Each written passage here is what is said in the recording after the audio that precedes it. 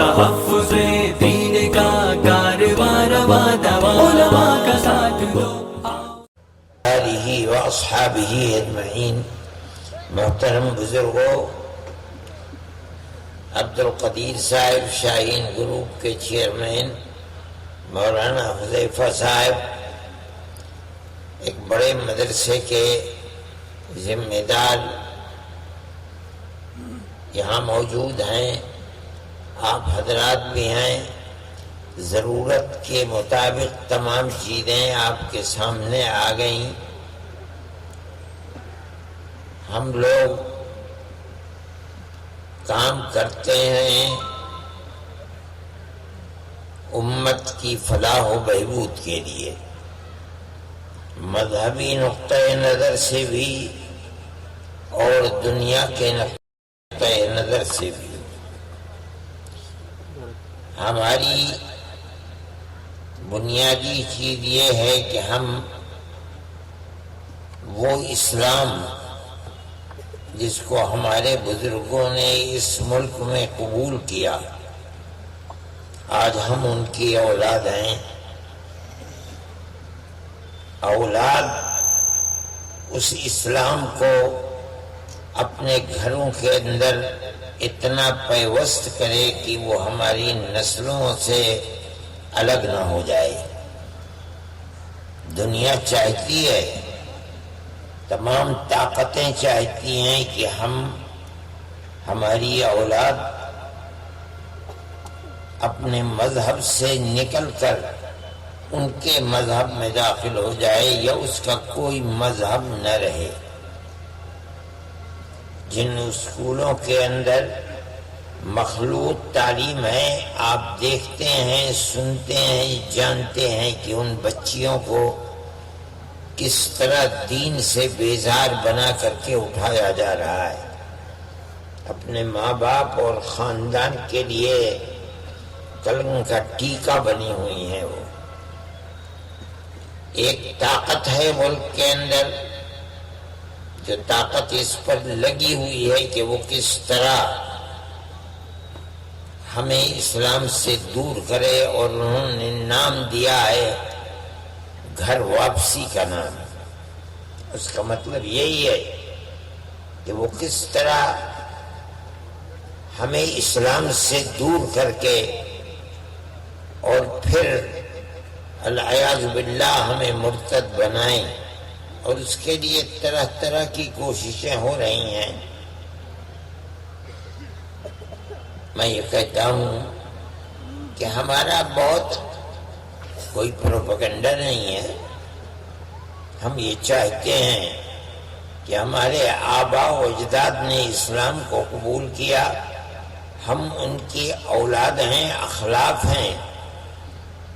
جن گھروں کے اندر انہوں نے ایمان کی روشنی پیدا کی ہے، ہم انشاءاللہ مرتے دم تک اس روشنی کو گھر سے نکلنے نہیں دیں گے۔ اپنی اولاد کی فکر کریں گے۔ جتنے لوگ یہاں بیٹھے ہیں، چاہے وہ مولانا حذیفہ ہوں، چاہے عبدالقدیر صاحب ہوں، یا علماء جو یہاں بیٹھے ہوئے ہیں، ان کا آخری نقطۂ نظر، ان کی تمام محنت کی بنیاد یہی ہے کہ ہم نے، ہمارے اسلاف نے جس اسلام سے ہمیں جوڑا ہے، ہم اس اسلام سے جڑے رہیں اور اپنی اولاد کو اسلام سے جوڑیں۔ ہمیں اس سے کوئی سروکار نہیں۔ جو اپنی اولاد کو ڈاکٹر بنانا چاہتا ہے وہ ڈاکٹر بنائے۔ جس طرح ہمیں ضرورت ہے اس طرح افراد کو پیدا کیجیے۔ ڈاکٹر کی ضرورت ہے، اپنی اولاد کو ڈاکٹر بنائیے۔ انجینئر کی ضرورت ہے، اولاد کو انجینئر بنائیے۔ آپ کو وکیل اور ایڈوکیٹ بنانا ہے، بنائیے۔ لیکن ہمارا پورا مقصد کوشش کا یہ ہے کہ سب سے پہلے بچے کو، بچی کو مسلمان بنائیے۔ ایک جمعیت علماء کا یہ پروگرام ہے کہ لڑکوں کے لیے الگ اسکول، لڑکیوں کے لیے الگ اسکول بنائیے۔ یہ جو مخلوط تعلیم ہے اسلام سے بیزاری کے لیے بہت بڑی یہ بنیاد ہے. آپ اگر اس چیز کی طرف نہیں چلیں گے تو آپ اس کو بھگتیں گے اور پوری قوم اس کو بھگتے گی. جمعیت علماء نے اس سلسلے میں کوشش کی، ہم نے دیوبند کے اندر بھی بنایا، ہم گنگو میں بھی بنا رہے ہیں. ایک منزل اس کی پوری ہو چکی، دوسری منزل کے اوپر ہم لگ رہے ہیں. ہم آپ لوگوں سے کہتے ہیں جنہیں خدا نے زمین دی ہے وہ زمین دیں، اپنے گاؤں کے اندر، اپنے شہروں کے اندر خدا نے جن کو پیسہ دیا ہے وہ پیسہ دیں، اور اس کو کھڑا کر کے تعمیر کو اس کے اندر ایسے اسکول بنائیں. پہلی چیز یہ ہو کہ بچوں کے لیے الگ، بچیوں کے لیے الگ، اور دوسری چیز یہ ہو کہ دنیا کی تعلیم کے ساتھ اس کے اندر دینی تعلیم کا بھی نظام ہو. تب آپ کامیاب ہوں گے، ورنہ تو آپ ناکام ہیں، یعنی آپ کی آنے والی نسلیں بے راہ ہوں گی اور آپ ناکام ہوں گے. آپ کے گھروں سے خدا نخواستہ ایمان اور اسلام کی روشنی نکل جائے گی. جمعیت علماء کی یہ ایک تحریک ہے، ہم اس تحریک کو چلا رہے ہیں اور الحمدللہ اس کے اثرات بھی ہو رہے ہیں. لیکن ہر چیز کو جس کو آپ تعمیری کام کرنا چاہتے ہیں اس کا نتیجہ ایک وقت میں ظاہر نہیں ہوتا، اس کے نتیجے ظاہر ہوتے ہوتے وقت لگتا ہے. میں آپ سب حضرات کا آپ تشریف لائے شکریہ ادا کرتا ہوں. مجھے اپنے ان مدرسوں کے اندر ہمارا ایک ٹرسٹ ہے، مولانا حسین احمد مدنی چیریٹیبل ٹرسٹ. یہ مدرسے اسی ٹرسٹ میں چل رہے ہیں. آپ کا یہ مدرسہ بھی اسی ٹرسٹ کے ماتحت ہے. تقریباً سال بھر میں اس مدرسے کا خرچ تقریباً 1 کروڑ روپے کے قریب پہنچتا ہے. لیکن مجھے جس بات کی خوشی ہے، عام طریقے پر مدرسوں کے اندر ہر جگہ کے لڑکے رکھ لیے جاتے ہیں، لیکن ہم نے ان مدرسوں کو ان مغربی اضلاع میں اس لیے رکھا تھا، بنایا ہے تاکہ ہم یہاں کے قرب و جوار کے بچوں کو پکڑیں اور ان لوگوں کو اس لائن اور ڈگر کے اوپر چلائیں ہم جس ڈگر کو اسلام کی بقا کے لیے بڑی بنیادی ڈگر سمجھتے ہیں. آپ نے دیکھا ہوگا ان بچوں کو، ان کے اندر 90-85% بچے وہی ہیں جو مغربی اضلاع کے یو پی کے ہیں. اس کا فائدہ ہے ہم سمجھتے ہیں مدرسے الحمدللہ علماء دیوبند کی کوششوں کے نتیجے میں ہر جگہ مدرسے ہیں، ان مدرسوں کے اندر وہاں کام ہوتا ہے. لیکن کام کی یہ نوعیت جو آج آپ نے دیکھی ہے، جس طریقے پر بچوں کی حوصلہ افزائی ہو رہی ہے، آپ کے بچے آگے بڑھ رہے ہیں، ان کے اندر بہت بڑی تعداد تقریباً 90% وہی بچے ہیں جو قرب و جوار کے ہیں. اور میں ان لوگوں سے شروع میں یہ بات کہتا بھی ہوں کہ تم انہی بچوں کو لا کر کے رکھو جو بچے قرب و جوار کے ہیں، تاکہ آنے والے دنوں کے اندر انقلاب کی شکل پیدا ہو تو یہاں قرب و جوار میں ہو. پھر یہ لوگ جو تمہاری روحانی اور علمی اولاد ہیں یہ آگے بڑھیں گے اور یہ کام کریں گے. اس طریقے پر اس کے نتائج بہتر ہوں گے. اللہ تعالیٰ اس کے اندر کامیابی عطا فرمائے. یہ لوگ کام کر رہے ہیں، الحمدللہ اس کام کے نتائج بھی اچھے ہیں، اور انشاءاللہ اس کو اگر شاہین گروپ کا تعلیمی نظام بھی یہاں قائم ہو جائے گا تو اس سے زیادہ بہتر چیز پیدا ہوگی. مولانا حذیفہ صاحب کا تعلق اس مدرسے سے ہے، انشاءاللہ یہ تعلق بھی مستقبل کے اندر مفید نتائج کو لے کر سامنے آئے گا اور یہ چیز بہتر ہوگی. میں یہ سمجھتا ہوں کہ مسلمانوں کو ملک کے ان حالات کے اندر جس دور سے ہمارا ملک گزر رہا ہے، اس کے اندر اور بھی اپنے دین کی رسی کو مضبوطی کے ساتھ پکڑنا چاہیے۔ جب دنیا آپ کو اس ڈگر سے، دین اور اسلام کی ڈگر سے ہٹانا چاہتی ہے اور ساری دنیا کے اندر ایک انقلاب برپا ہے اور یہ لگتا ہے کہ اسلام سے خراب دنیا کا کوئی مذہب نہیں ہے اور دنیا کی ہر طاقت جڑ سے اکھاڑنا چاہتی ہے، ایسے میں مسلمانوں کو اپنے اولاد کی، اپنی نسل کی دین و ایمان کی حفاظت کرنا، ان کو قرآن سے جوڑنا، یہ اور بھی زیادہ انتہائی ضروری چیز ہے۔ دنیا کی کتاب، اللہ کی کتابیں صرف قرآن نہیں ہے، اس سے پہلے بھی کتابیں، تورات و انجیل بھی قرآن اللہ کی کتابیں ہیں۔ قرآن آخری کتاب ہے، لیکن میں آپ سے کہتا ہوں کہ دنیا کے اندر آپ کسی یہودی کو اپنی تورات کا حافظ دیکھنا چاہتے ہیں، ساری دنیا میں چراغ لے کر کے ڈھونڈیے، کوئی آپ کو تورات و انجیل کا حافظ نہ یہودی ملے گا اور نہ عیسائی ملے گا۔ اور مسلمانوں نے جس کتاب کو پکڑ رکھا ہے وہ ایسا پکڑا ہے کہ رمضان آنے والا ہے، مسجدیں کم ہیں اور حفاظ زیادہ ہوتے ہیں، لوگوں کو مسجدیں ملتی نہیں ہیں۔ یہ ایک طرف تو ان مساجد، ان مدارس کا جو نظام ہے اس کی قبولیت ہے، دوسری یہ کہ اس امت نے جس طرح اللہ کے نبی کے لائے ہوئے قرآن اور کتاب کو اپنے سینے سے لگایا، کسی دوسری امت نے نہیں لگایا ہے۔ لیکن اس چیز کو باقی رکھنا چاہیے، دنیا کی طاقتیں توڑنا چاہتی ہیں، الگ کرنا چاہتی ہیں، میں کہتا ہوں اپنی طرح جاہل بنانا چاہتی ہیں اللہ کی کتاب سے۔ مسلمان کو اس ماحول کے اندر اور زیادہ قوت کے ساتھ پکڑنا چاہیے۔ میں پھر کہتا ہوں، میں عصری تعلیم کا مخالف نہیں ہوں، آپ جو چاہے بنائیے، امت کو ضرورت ہے ڈاکٹر کی، لیکن میں کہتا ہوں کہ امت کو اس سے زیادہ ضرورت ہے قرآن پڑھانے والوں کی، ضرورت ہے بہتر سے بہتر مفتی کی، ضرورت ہے بہتر سے بہتر قرآن کی تفسیر کرنے والوں کی۔ وہ کیسے ضرورت پوری ہوگی؟ اس ضرورت کو مدرسے پورا کر رہے ہیں۔ اگر ملک کے اندر مان لیجیے مسجدیں کتنی ہیں، کوئی گنوا سکتا ہے؟ لاکھوں مسجدیں ہیں، مجھے ہر مسجد کے لیے ایک امام کی ضرورت ہے، کہاں سے لائیں گے امام؟ یہی مدرسے ہیں جو امام آپ کو دیتے ہیں۔ مسئلہ بتانے کے لیے کیا چیز حلال ہے کیا حرام ہے کون دے گا؟ ہمیں ضرورت ہے۔ میں نے یہی بات وزیر تعلیم سے کہی تھی، وہ کہہ رہے کہ ہم مدرسوں کا اندر ہم دین دنیا کی تعلیم لانا چاہتے ہیں۔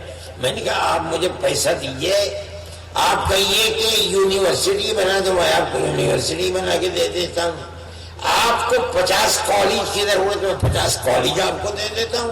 آپ کا کہہ رہے نہیں ہم مدرسوں کے اندر یہ کام کر، میں نے کہا کہ مدرسوں کے اندر ہم آپ کو کام نہیں کرنے دیں گے۔ میں نے ان سے کہا کہ آپ یہ بتائیے کہ آپ کی کانسٹیٹوئنسی کے اندر مسجدیں کتنی ہیں؟ کہہ رہے مجھے تمہارے میں نے کہا 10,000 ہوں گی، کہہ رہے ہوگی اس سے زیادہ نہیں ہو سکتی۔ میں نے کہا مجھے 10,000 امام اپنی مسجدوں کے لیے چاہیے، آپ کہاں سے دیں گے؟ یعنی میں نہیں دے سکتا۔ آپ صحیح کہتے ہیں، یہی تو مجھے چاہیے اور مدرسے یہی دیتے ہیں۔ خاموش ہو گئے۔ میں کہتا ہوں کہ ہماری جو مذہبی ضرورتیں ہیں جن سے ہم مسلمان رہ سکتے ہیں، ہماری آنے والی نسل مسلمان رہ سکتی ہے، اس کی کیا صورت ہے؟ مدرسے اس کی صورت ہے، اس کی ذمہ داری جتنی میرے اوپر ہے آپ کے اوپر اتنی ہی ذمہ داری ہے، اس سے کم نہیں ہے۔ ہر مسلمان کے کاندھے پر ذمہ داری ہے کہ وہ اپنی نسل کے دین و ایمان کی حفاظت کیسے کرے۔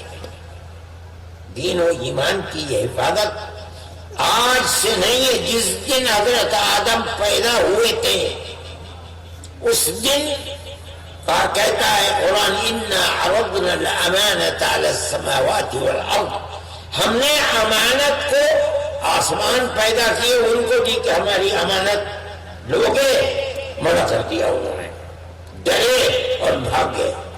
زمین کو پیدا کیا، کہو لو ہماری امانت، زمین نے کہا نہیں لیں گے. پہاڑوں سے کہا لو، ہر ایک پوچھتا تھا وہ امانت ہے کیا؟ اللہ فرماتا تھا امانت یہ ہے کہ میں جو چیز کہتا ہوں دیتا ہوں، جو اس پر عمل کرے گا جنت میں جائے گا، جو نہیں کرے گا جہنم میں جائے گا. ہر ایک نے ڈر کر کہا ہم نہیں لیں گے. اور قرآن کہتا ہے انسان کو ہم نے دیا. انہوں نے پوچھا کیا ہے؟ انسان نے، آدم نے پوچھا. اللہ نے فرمایا کہ ضرورت یہ ہے کہ جو ہمارے لائے ہوئے اصولوں کے اوپر جو اچھے ہیں ان پر چلے گا جنت میں جائے گا، جو نہیں چلے گا اس کو جہنم ملے گی. انسان نے کہا کہ میں اس امانت کے بوجھ کو لیتا ہوں. کوئی نئی چیز نہیں ہے. اس وقت سے لے کر ہر نبی دنیا میں آیا اور اللہ کی دی ہوئی اسی امانت کا پرچار کیا. اللہ کے دیے ہوئے حکم کے اوپر چلو، جس سے منع کیا ہے بچو.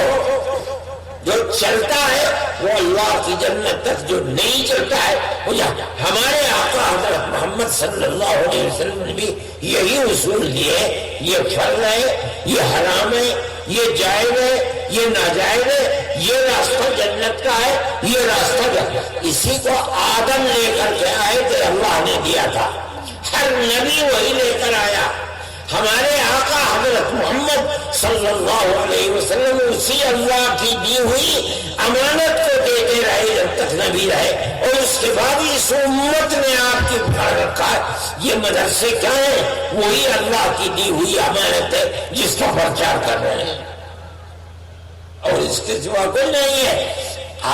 جو مسلمان اللہ کی رسی کو، قرآن کو تھامتا ہے، وہ جو امانت حضرت آدم کو دی گئی تھی، پہاڑ، آسمان، زمینیں سب ہٹ گئی. آدم نے پکڑا تھا. آج تک وہ جو قرآن کو پکڑے ہوئے ہیں، مسجدوں کو تھامے ہوئے ہیں، اس کا مطلب ہے اس امانت کو سینے سے لگائے ہوئے. جو ہٹ گیا اس امانت سے ہٹ گیا. خدا کا عذاب اس کے لیے. یہ کام ہے مدارس کا اور یہی کر رہے ہیں. میرے بھائی اس اہمیت کو سمجھنا چاہیے. قرآن اللہ کی کتاب ہے. جو قرآن کہتا ہے اللہ کہتا ہے. ہمارا مقصد مدارس سے یہی ہے کہ خدا کی دی ہوئی اس امانت کی حفاظت کر سکیں. اللہ تعالی ہمیں اور آپ کو توفیق عطا فرمائے، خیرات و برکات سے نوازے. ہم جب تک زندہ رہیں ہمارا کوئی دنیا کی سیاست سے پھوٹی کوڑی گھبراہٹ کوئی تعلق نہیں ہے. ہم نے تو کبھی اپنے دیوبند کے میونسپلٹی کے الیکشن کی ممبری کے لیے بھی کبھی پرچہ نہیں کرا. ہمارا کام صرف اور صرف یہ وہ امانت جو اللہ نے ہم تک بھیجی ہے، ہم اس امانت کی حفاظت کریں. اس لیے مسلمانوں کو اس چیز کی طرف توجہ کرنی چاہیے، اور جو کر سکتے ہیں اپنی اولاد کے دین و ایمان کی حفاظت کے لیے وہ کیجیے. اللہ تعالی ہمیں سب کو اور آپ کو سرخ روئی عطا فرمائے، اور ہمارے آنے والی نسلوں کے بھی دین و ایمان کی حفاظت فرمائے، ہمارے دین و ایمان کی بھی حفاظت فرمائے. یہ دونوں حضرات بڑے بڑے کام کرتے ہیں اور کر رہے ہیں. اللہ تعالیٰ چار چاند لگائے اور زیادہ سے زیادہ کام کرے. ہمارا تو بہت چھوٹا موٹا سا کام ہے جو آپ کے سامنے ہے، مگر آپ کی خدمت کے لیے ہے. آپ حضرات ہمارے ساتھ تعاون کریں اپنی آنے والی نسلوں کی حفاظت کے لیے. ہم جو کر سکتے ہیں ہم کر رہے ہیں. آپ بھی آئیے، آگے بڑھیے اور اس سے زیادہ سے زیادہ فائدہ اٹھائیے. وآخر دعوانا ان الحمدللہ رب العالمین. نماز بہت تاخیر ہو گئی، جن لوگوں نے نہیں پڑھا وہ جلدی پڑھیں، یہ وقت نکل جائے گا. نکاح، ایک نکاح جلدی والوں کی چیز ہے، میری تو ابھی نماز. نکاح والے آ جاؤ جلدی، عبدالقدیر صاحب سے نکاح پڑھا. جلدی آؤ بھائی. نکاح والے کہاں ہیں؟ یہ مولانا سے پیسہ پڑھا، میں مجھے اردو بھی کرنا ہے. دعا کروا دیجیے. میں نے کر دی، سب نے دعا کروا دیا. سب نے آمین کہا مولانا حذیفہ صاحب کو